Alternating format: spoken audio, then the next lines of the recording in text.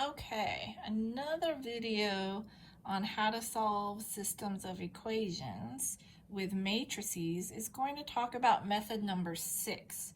So if you recall in the last video, we were talking about solving systems, right? We taught you how to graph them, we taught you to solve with substitution, we taught you how to solve with linear combination or elimination. We taught you how to use tables and to match those values up looking at the rule of 4.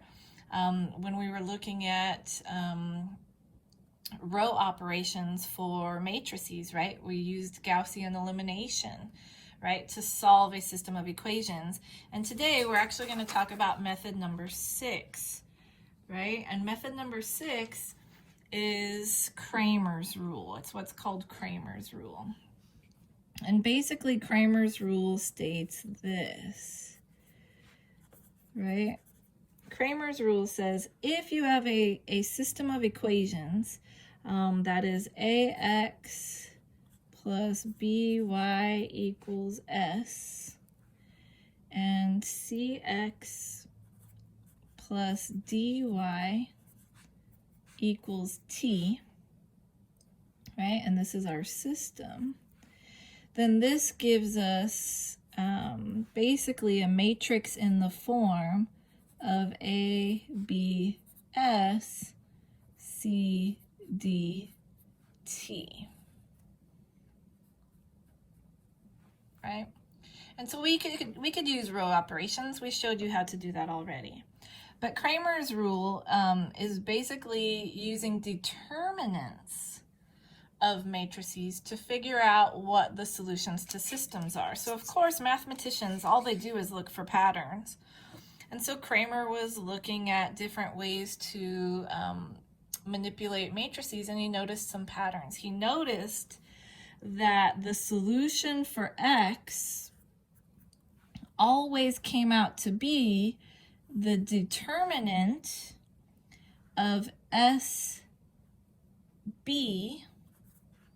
TD over the determinant of the square matrix here with the variables A, B, C, D. So he noticed, oops, let me move it, scooch up just a little bit, that no matter what happened, if he replaced the AC column, which is the column that's representing your x values, with the answers, ST, and then you just use the other normal square there, right? So there's your square, but I'm essentially replacing S and T for my first column AC. And I find the determinant of that, and I divide it by the determinant of just my square matrix there, then that ratio is the solution for X. And he also noticed that Y is basically the same thing, except he's going to replace the y column with the solutions. So he noticed that this would be AS over CT, the determinant of that, right, over, again, the squared determinant. The square determinant, I don't even know what I'm talking about. The determinant for my square matrix of my variables, right? And so that's Cramer's rule. He said if you found the determinants of these values and you took the ratio, that's the solution. So let's go ahead and solve 2, right? So we're going to take a simple system, and then we're going to do a 3 by 3 system. So let's go ahead and take this system here. So we're going to go ahead and solve 3x minus 2y equals 4 over 6x plus y equals 13. Let me double check and make sure that I got all my signs right. So 6x plus y equals 13. Perfect. All right. So basically, if we're using the rules that we just written down, then this is going to be the matrix 3, -2, 4, 6, 1, 13, right? And remember that Cramer's rule said that, hey, well, x is going to be, if I find the determinant for, if I'm replacing the x column with the solution, so we're going to put 4 and 13 here, and then negative 2, 1 are going to stay. And I divide that by the determinant of just my variables here. So 3, 6, negative 2, 1. Then this will give me my x value. So determinants, right? You should know determinants are 4 times 1, which is just 4, minus 13 times negative 2, which is going to be negative 26. So plus plus is going to become 30. I feel like I'm skipping something. And then 3 times 1 is 3, minus 6 times negative 2, which is going to be negative 12. So this is going to become 15. 30 divided by 15 is 2. And so x equals 2. And if I do the same for y, right, then I'm going to take the determinant of the square with my y's replaced with the solution. So we're going to put 3, 6, and then 4, 13. And then we already know the A, B, C, D is 15, so I'm just going to put 15 here because there's no reason to rewrite the whole determinant. We already know what it is. So we just need to do this one here, which is going to be 3 times 13, which is 39, minus 6 times 4, which is 24. That is what, 15. So this is going to be 15 divided by 15, which is 1. And so the solution to my system is actually going to be 2, 1 is my point of intersection.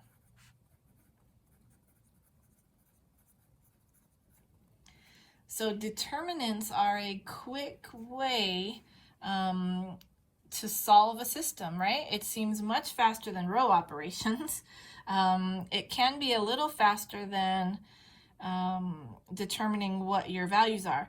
Probably not so much for a small system like this, but for a larger system, it goes probably a little faster. So let's go ahead and solve one more. We'll solve a 3-variable system here using this method. So let's go ahead and use Cramer's rule to solve a bigger system. So let's go ahead and solve this system here. So we're going to say 2x, got to make sure all my signs are correct, plus y minus z equals 3, and then negative x plus 2y plus 4z equals negative 3, and then x minus 2y minus 3z equals 4. So I'm just going to double check my signs. Negative, positive, positive, negative, positive, negative, negative, positive. Okay. So this is my system, right? And again, it looks scary. We might not want to work with that. So let's write it as a matrix. So we're going to say 2, 1, negative 1, 3, negative 1, 2, 4, negative 3, 1, negative 2, negative 3, 4.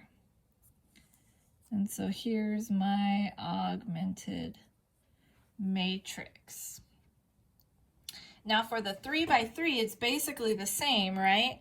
Except we have an x, y, and z. So your x is going to be, or actually, you know what I like to do?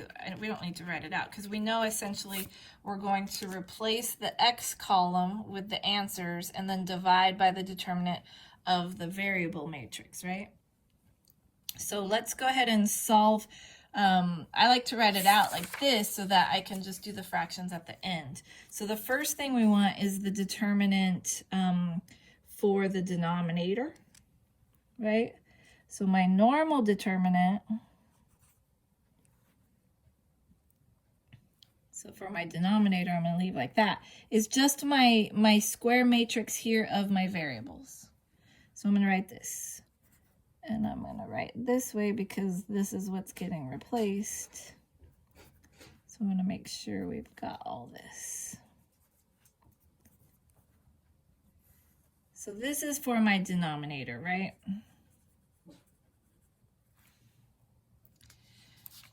Then we're also going to have to find the determinant of x, right? So, and we'll do the determinant work here in just a moment, but for the x's, when I'm finding x, oops, sorry, I'm moving the thing. When I'm finding x, I'm going to replace my x column with the solutions. So we're going to say 3, -3, 4, and then the rest is going to be this, right? So I'm just going to copy this. 1, 2, -2, -1, 4, -3. I'm going to solve that. I also need to find dy, right? My determinant for the y variable. So I know it's a little tricky to see the matrix up here, but if we use this one, right, and we know the solution is here, so then my determinant's going to be x column, so 2, -1, 1. My solutions, my answers, are going to replace the y column, so 3, -3, 4. And then my z column is still going to be the same. Right? And then for the determinant for variable z, right, same thing here. I know you kind of can't see, but the first two columns are going to be my x and my y, right? So x is here, so 2, -1, 1. My y column I can get from here, 1, 2, -2.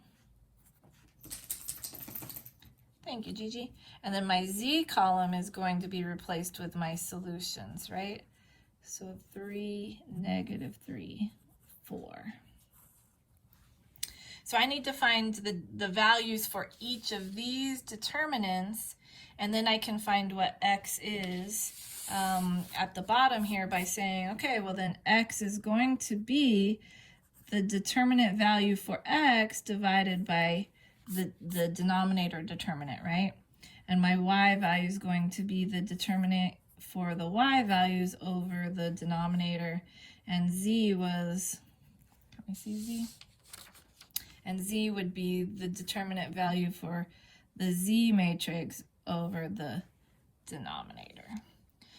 So it's quite a bit of handiwork, but if we were at school, I would show you how to use the calculators. And I'm not sure if Desmos is able to find the determinant values. I'll have to look into that for class to share with you. But for right now, you just have to go through the values, right? So for a 3 by 3, remember we want to keep the diagonal set. So I'm going to rewrite my first two columns so that I can get all of my values. So I've got my, oops, I went up first instead of down. Oops, Miss Stevens, make sure you go the right way. So we're going to go down first. So what do we've got? We've got 2 times 2 times -3. So 4 times -3 is 12, -12. 1 times 4 times 1 is just going to be +4. Negative is going to be positive, but another negative is going to be negative. 1, 1, and 2 is just going to be 2. So this is going to be what? This is 6, so -12 and 6 is -6. And then my upward diagonals happen to be -2. What's this? 4 and 4 is 16, so -16. and then positive 3. So what do we get? We get negative 18 plus 3 is going to be negative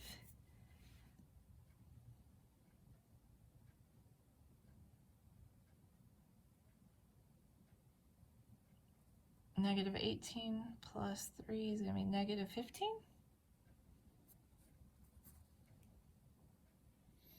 Did I do something wrong going this way? Why do I have a different number? Dang it, did I mess up signs again?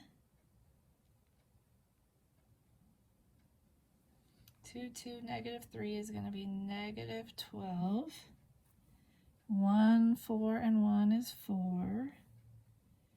And then negative 1, negative, oh yeah, because it should be negative 2. I was like, why is this not working out right? You guys got to stop and say, hey, Miss Stevens, that's supposed to be negative. You got to be louder. I can't hear you. So negative 12 and 4 is going to be negative 8. And then negative 2 is going to be negative 10. So this is going to be, when I take them and do negative 10 minus negative 15, we're going to get 5. Right? Yay! Okay. I knew that was not working out, right? Because that was not the value I needed. To save time, I'm just going to give you the answers for these. X is going to be 15. Y is going to be negative 10. Z works out to be 5.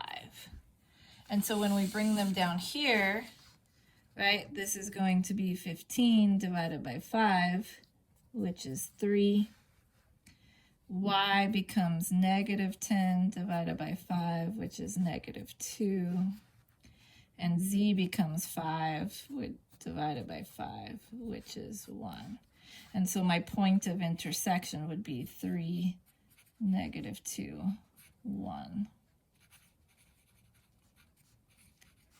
So it all works the same way as the determinants, right? So I'm not going to go through and make you watch me mess those up. But essentially, that is the solution. So there's Cramer's rule. Yeah, so that's why we use matrices, right, to help us solve systems of equations. Thanks, guys.